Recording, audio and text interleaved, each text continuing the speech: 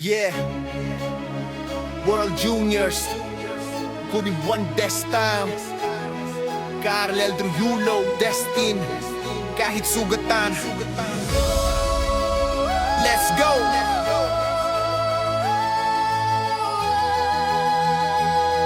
Yeah, yeah, yeah, yeah. Galing sa all around, importante ay ang bitbit. Pero may hook sa finals, kaya score na ay lumihis. Tripansadang trantre, bumaba man sandali. Pero di bumitaw, puso ang nagdala pabalik. May injury sa paa, sabi ng iba delikado. Pero sa isip ni Car, walang duda, walang preno. Kung para sa akin darating yan ang paniniwala. Kaloob ng Diyos, hindi aksidenteng biyaya. Hindi dahil perfect, hindi dahil walang mali, pero dahil destined, kahit ilang beses pang magpa uli.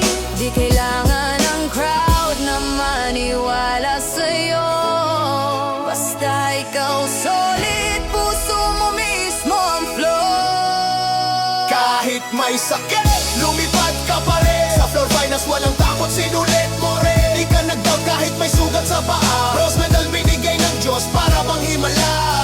Kahit may sakit, lumipad ka pa rin. Sa floor finals, walang takot, sinulit mo rin. Di ka nag-doubt kahit may sugat sa paa. Bronze medal binigay ng Diyos para bang himala.